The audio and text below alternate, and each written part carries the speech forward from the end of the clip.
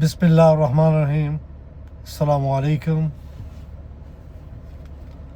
ভালোবাসি বাংলাদেশ, ডিএফডব্লিউ টেক্সাস থেকে মোহাম্মদ রহমান বলছি।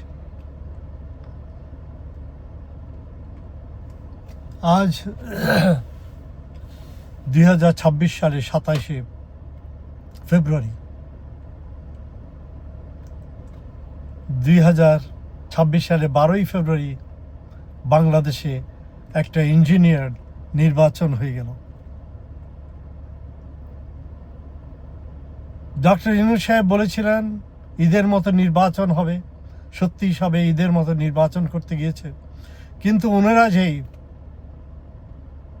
ভারতের সাথে মিলে তারেক জিয়ার সাথে জুন মাসে লন্ডনে বসে এই নির্বাচন যে আগে ইঞ্জিনিয়ার করে ফেলেছেন, এটা জাতিকে বলেন নেই এবং জাতিকে ধোঁকা দিয়েছেন। তো দুর্ভাগ্যবশত বলতে হয়, জোর জবরদস্তি করে বিএনপি এইবার 200+ আসন নিয়ে মেজরিটি 2/3 মেজরিটি নিয়ে নির্বাচিত হয়ে দেশে যা ইচ্ছা তাই করার পরিকল্পনা করছেন, যেটা একইভাবে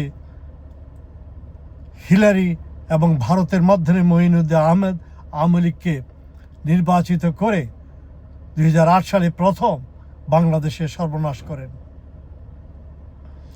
এবং বর্তমানে যাও আমরা ভেবেছিলাম তারেক জিয়া 17 বছর ওনার মা, ওনার বাবা, ওনার প্রতি যে অত্যাচার হয়েছে উনি কিছু শিখবেন, দেখা গেছে না, উনি নিজেই আবার ভারতের কাছে আত্মসমর্পণ করে এবং ভারতের কথাই অনুযায়ী সব চালাচ্ছেন। এবং বাংলাদেশের যত ভালো লোক আছে, তাজুল ইসলাম গুড প্রসিকিউটর, তাকে অপসারণ করলেন। বাংলাদেশের ব্যাংক, যিনি বাংলাদেশকে লুণ্ঠন থেকে বাংলাদেশকে রক্ষা করেছেন, তাকেও মবের মাধ্যমে জোর জবরদস্তি করে সরিয়ে দিচ্ছেন। তো দেখা গেছে বাংলাদেশে আজ পর্যন্ত, বাংলাদেশে শেখ মুজিবের আমল থেকে 1970 সাল থেকে যে একই নির্বাচনে পাকিস্তান টাইমে যে নির্বাচন করে তারা জোর জবরদস্তি করে মেজরিটি এসে দেশের সর্বনাশ করেছে, এবং আজও একইভাবে তারা মেজরিটি এনে দেশকে সর্বনাশ করছে। বাংলাদেশের মানুষ হচ্ছে মেজরিটি অশিক্ষিত, তারা বুঝে না, তারা দেখে যে এক দল, এক গোষ্ঠী বাংলাদেশের সমস্ত হালুয়া রুটি, সমস্ত মচকা মাখন তারা খাচ্ছে, আর দেশের জনগণ নির্যাতিত হচ্ছে। তারা ট্যাক্স দিচ্ছে, তাদের ইলেকট্রিক বাড়ছে, যেটা ভারতের ইলেকট্রিকের গুণে বহুগুণে বেশি। তো আমাদের দেশকে চুষছে ভারত, আমদানি এবং বিদেশি এবং বাংলাদেশি শত্রু।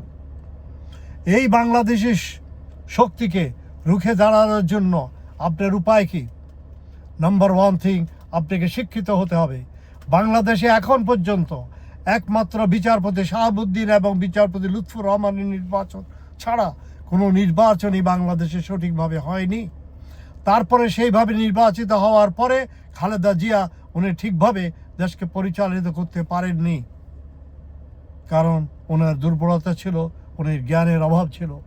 কিন্তু সর্বনাশ করছে তার ছেলে বর্তমান তারেক রহমান, যেটা তারেক রহমান খালেদা জিয়াকে হাওয়া ভবন করে যে সর্বনাশ করেছে, এখন ঠিক আজকে আবার এসে ইন্ডিয়ার হাতে বাংলাদেশকে তুলে দিয়ে আরেক সর্বনাশ করছে। তো তারেক জিয়া, আপনি যদি এটা করতে চান, আপনি যদি জুলাইকে অবজ্ঞা করতে চান, জুলাই আন্দোলনকে, বিপ্লবকে অবজ্ঞা করতে চান, আপনার কিন্তু ভালো হবে না। আপনাকে ভালো করে বলছি, আপনার ভালোর জন্য বলছি।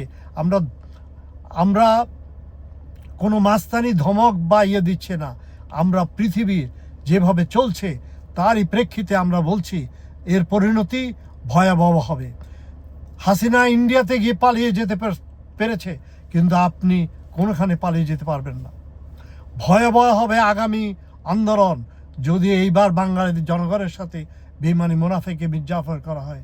বাঙালি জনগণ একটা সুষ্ঠু দেশ, সুন্দর দেশ চায়। তারেক যে আপনার হাতে সময় আছে, সুযোগ আসে, খবরদার এই বেঈমানি করবেন না, দেশকে বাঁচান। এই বলে আজকে আমি জুম্মার দিনে দোয়া করছি। আসসালামু আলাইকুম। ইনকিলাব জিন্দাবাদ।